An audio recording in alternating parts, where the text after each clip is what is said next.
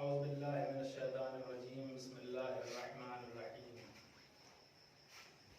الحمد للہ رب العالمین والصلاة والسلام علی سیدنا و نبینا ابی القاسم محمد وعلی آلہ الطیبین الطاہرین المعصومین المظلومین اما بعد فقد قال اللہ تعالی فی القرآن الکریم وهو أصدق الصادقين وقوله الحق بسم الله الرحمن الرحيم إن الذين آمنوا وعملوا الصالحات سيجعل لهم الرحمن ودا صلوات محمد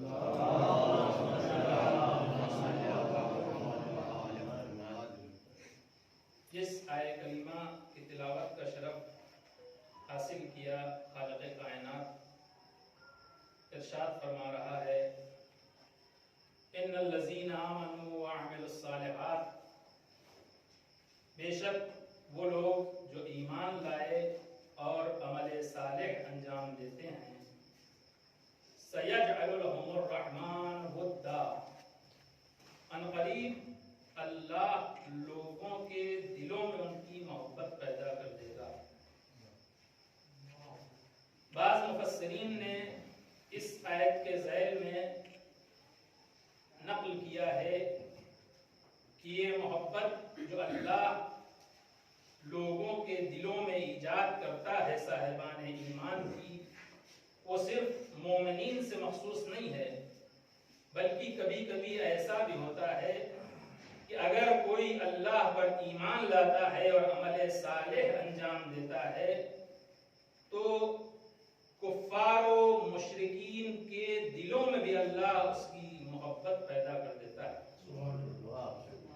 جیسا کہ قرآن کریم نے حضرت موسیٰ سلام اللہ علیہ کی پیدائش کے سلسلے میں فرمایا ہے اِذْ أَوْحَيْنَا إِلَىٰ أُمِّكَ مَا يُوحَىٰ أَنِ اقْذِفْ فِيهِ فِي التَّابُوتِ فَاقْذِفْ فِيهِ فِي الْيَمِّ فَلْيُلْقِهِ الْيَمُّ بِالسَّاحِلِ يَأْخُذْهُ عَدُوٌّ لِّي وَعَدُوٌّ لَّهُ، کہ جب جناب موسیٰ کی ماں کو اللہ نے حکم دیا کہ اس بچے کو تابوت میں رکھ کے دریا کی موجوں کے حوالے کر دو اور وہ موجیں اسے ساحل تک پہنچا دیں گی، پھر وہاں پر اسے وہ انسان اٹھائے گا جو اللہ کا بھی دشمن ہوگا، اس بچے کا بھی دشمن ہوگا، لیکن پھر کیا ہوگا وَأَلْقَيْتُ عَلَيْكَ مَحَبَّةً مِّنِّي، لیکن میں ان فرعونیوں کے دلوں میں موسیٰ کی محبت پیدا کر دوں گا۔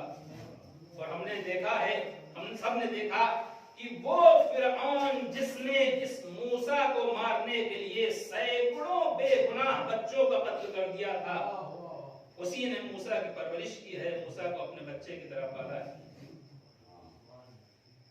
یا کربلا کے میدان میں اگر ہم دیکھیں، مقاتل نے نقل کیا ہے کہ یزیدی فوجیوں میں بہت سے ایسے افراد تھے جو امام حسین کے مقابلے میں آئے تھے، لیکن آپ کی مظلومیت پہ آنسو بہا رہے تھے۔ شاید اسے محبت نہ کہا جا سکے، لیکن ایک انس تھا، ایک لگاؤ تھا، ایک نرم گوشہ تھا ان کے لیے، امام حسین کے لیے، ان کے دلوں میں۔ یہ وہی ہے جو آیہ کریمہ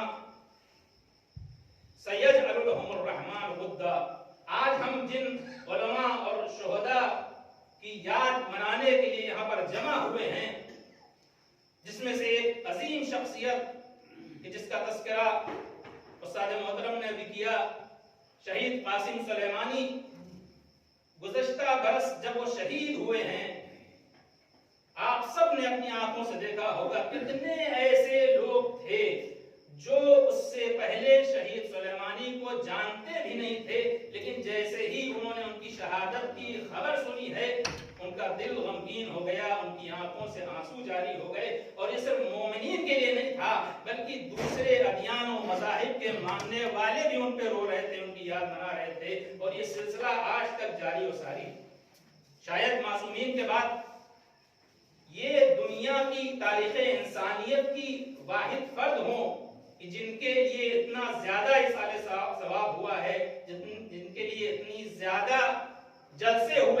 یاد منائی گئی ہے. کیوں؟ اس لیے کہ انہوں نے اللہ کے لیے، صرف اسلام کے لیے جو کچھ بھی کیا ہے وہ اللہ اور اسلام کے لیے کیا ہے. اور اگر ہم دیکھیں تو یہ جتنے بھی علماء اور شہداء ہیں جن کا تذکرہ ہم یہاں کرنے کے لیے آئے ہیں، انہوں نے پوری زندگی صرف کر دی ہے دین پہ اور اسلام پہ اور اللہ کی راہ پہ. لیکن ایک سوال یہ ضرور اٹھتا ہے کہ آخر وہ کون سے اسباب ہیں، وہ کون سے عوامل ہیں کہ کوئی انسان اتنی ترقی کر جاتا ہے، اتنے صعود پر پہنچ جاتا ہے، اتنی بلندی پر پہنچ جاتا ہے کہ کبھی خمینی بنتا ہے، کبھی باقر الصدر بنتا ہے، کبھی سلیمانی بنتا ہے، کبھی قلب صادق بنتا ہے، کبھی مصباح یزدی بنتا ہے. اور وہ کون سے عوامل اور اسباب ہیں کہ انسان اتنی پستی اور تنزلی کا شکار ہو جاتا ہے کہ کبھی سلمان رشدی بنتا ہے، کبھی یاسر حبیب بنتا ہے، یا اس طرح کے دوسرے افراد. وہ کون سے عوامل اور اسباب ہیں، ان کا جاننا ضروری ہے. اگر ہم چاہتے ہیں کہ ان علماء اور شہداء کے راستے پہ چلیں، ان کی یاد منائیں، تو ہمارے لیے ضروری ہے کہ ہم ان چیزوں کو بھی دیکھیں جن پہ چل کے وہ اس بلندی پر پہنچے ہیں. اگر ہم ان کی زندگی کا ایک اجمالی جائزہ لیں تو ہمیں نظر آئے گا کہ کچھ ایسی خوبیاں ہیں، کچھ ایسے خصوصیات و خصائص ہیں جو سب میں مشترک ہیں. وہ کیا ہیں؟ سب سے بڑی خوبی جو ان تمام ہستیوں میں تھی، تمام شخصیات میں تھی، انہوں نے جو کچھ بھی کیا ہے وہ صرف اللہ کے لیے، قربتاً الی اللہ. اپنے ذاتی فائدے کے لیے کچھ نہیں کیا، اپنے لیے کچھ نہیں کیا. ابھی مولانا احتشام صاحب نے 2-3 دن پہلے نقل کیا ڈاکٹر قلب صادق صاحب کے حوالے سے کہ آپ نے آخری دنوں میں بیٹھے تھے اسپتال میں اور بہت ہی رنجیدہ تھے اور کہہ رہے تھے کہ مجھے ایک افسوس ہے کہ اپنے بچوں کے لیے میں ایک چھوٹا سا گھر بھی نہیں کر سکا. یعنی اتنی بڑی شخصیت عالمی پیمانے پہ جس کا نام ہو، اس نے اپنی دنیا کے لیے کچھ نہیں کیا. جو بھی ان کا کام ہے، جو بھی عمل ہے، وہ قوم کی ترقی کے لیے ہے، قوم کے بچوں کے لیے ہے، علم کے لیے ہے. یا دوسرے جتنے بھی ہمارے علماء یہاں پہ ان کے نام موجود ہیں، سب کے سب ایسے ہی ہیں جنہوں نے صرف دین کے لیے کام کیا ہے، اپنی ذات کے لیے کوئی کام نہیں کیا ہے.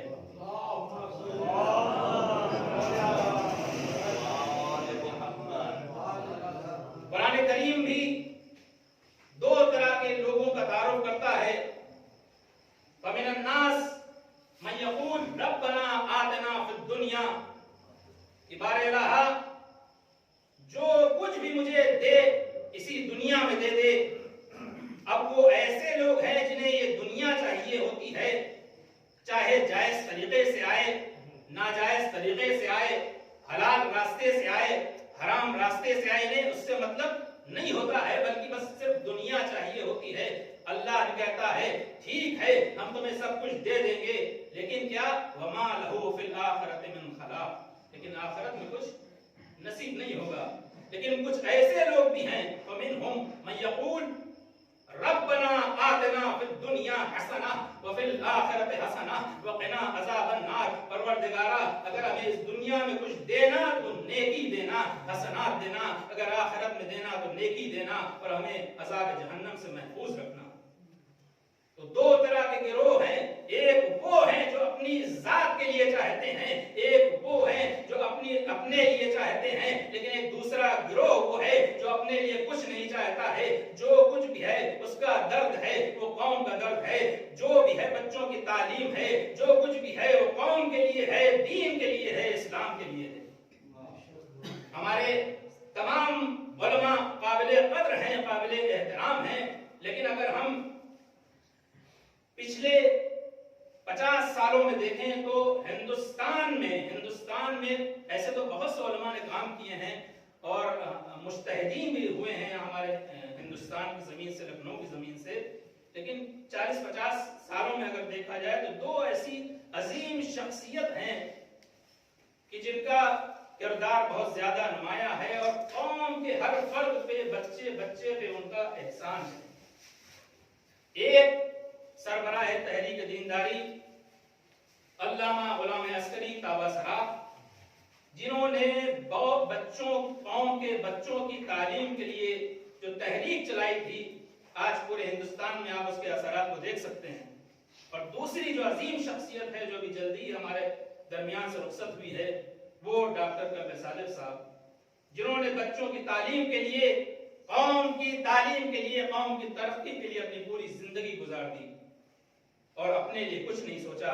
लिहाजा हम सबके लिए ये जरूरी है कि अगर हम इन उलमा और इन शुहदा को खराज अकीदत पेश करना चाहते हैं, जो इनका मिशन है उसे आगे बढ़ाने की कोशिश करें। जनाबे डॉक्टर कल्बे सादिक साहब का मिशन ये था कि हमारे कौम का कोई भी बच्चा ऐसा ना हो जो तालीम हासिल न कर सके। तो हमारे लिए भी जरूरी है कि हम अपने बच्चों को स्कूल भेजें, मदरसे भेजें, मकातिब भेजें। यही हमारा असली और सच्चा खराज अकीदत होगा। सल्लल्लाहु अलैहि मोहम्मद व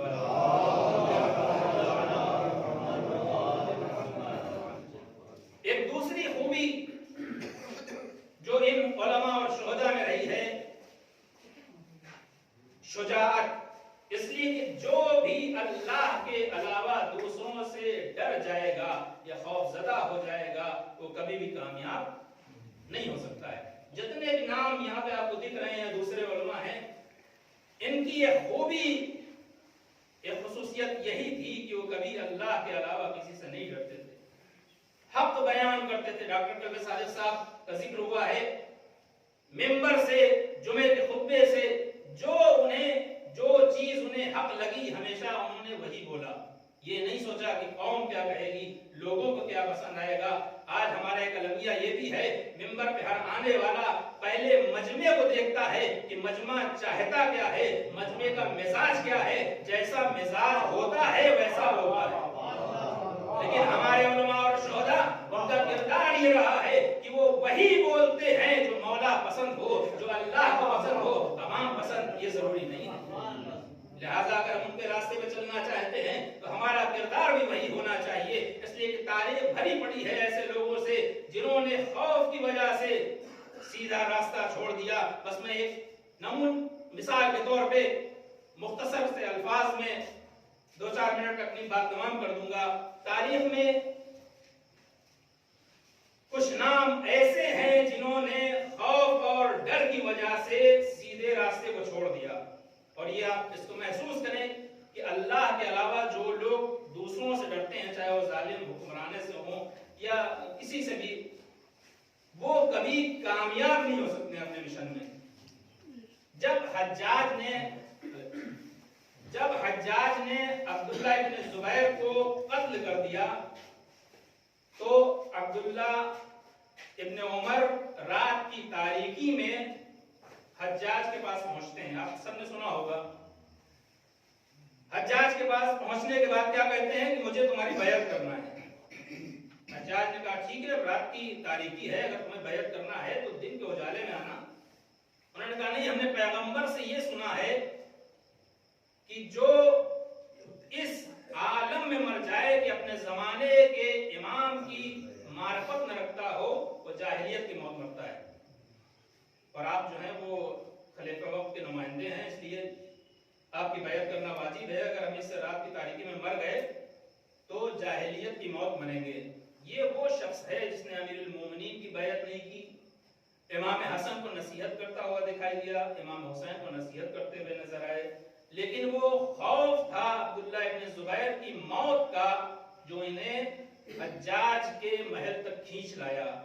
और फिर तारीख ने ये दर्ज किया है, एक मर्तबा मुस्कुरा के हज्जाज ने अपने पांव आगे किए और कहा मैं हाथ तो नहीं बढ़ा सकता हूं, मेरे पैर पे बैत कर लो। और इन्होंने उसके पांव पे बैत की। तो तारीख ने ये दर्ज किया है कि जो भी अली के हाथ पे बैत नहीं करेगा, एक दिन उसे हज्जाज जैसे जालिम और ये सिर्फ उस जमाने की बात नहीं है, आज भी जो वक्त के रहबर और मर्जियत के हाथों पे बैत नहीं करेगा, उसे कल जालिम हुक्मरानों के आगे झुकना पड़ेगा, उनकी चापलूसी करना पड़ेगी। لہٰذا یہ ہم سب کے اوپر ہے کہ ہمیں کون سا راستہ چننا ہے، کون سا راستہ انتخاب کرنا ہے جس میں ہمیں اللہ کی خوشنودی ہو اور اہل بیت علیہ السلام کی خوشنودی ہو۔ اس سے زیادہ میں آپ کا وقت نہیں لینا چاہتا، بس ایک حدیث پہ اپنی بات ختم کرتا ہوں چونکہ شہداء کی یاد ہے۔ پیغمبر اکرم صلی اللہ علیہ وسلم